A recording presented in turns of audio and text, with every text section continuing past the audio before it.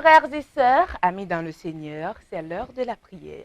Je vous invite à prier avec moi alors qu'aujourd'hui, c'est bien le dimanche 19 avril 2020 et que nous sommes au jour 24.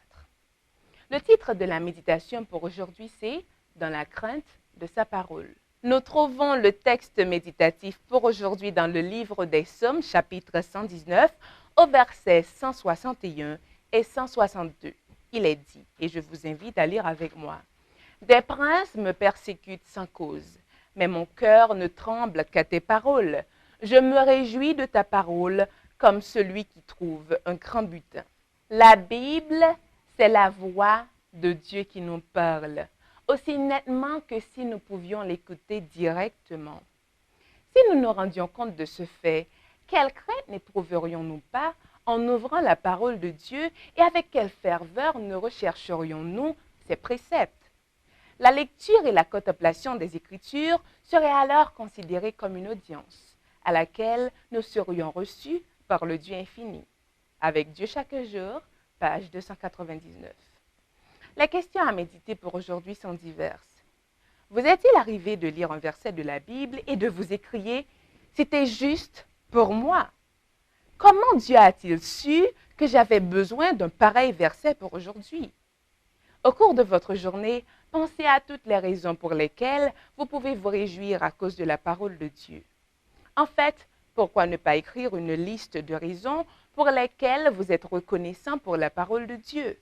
Commencez par dire « J'aime la parole de Dieu parce qu'elle » et là, vous allez remplir l'espace vide. Si vous avez du mal à trouver, tout simplement, lisez le psaume 119. Sujet de gratitude. Nous avons des raisons d'être reconnaissants au Seigneur. Nous louons le Seigneur que l'Église adventiste du Guatemala ait trouvé le moyen de distribuer des paniers de nourriture contenant du riz, des haricots, de la farine, de maïs, de l'huile, du sel et du sucre à des milliers de ses membres qui sont touchés par cette quarantaine. C'est la preuve que les membres de l'Église cherchent à partager les fardeaux les uns des autres. Aujourd'hui, nous prions. Prions pour l'Afrique alors qu'elle lutte contre la pandémie du coronavirus. Prions pour les membres de nos églises qui luttent contre le manque de soins de santé adéquats.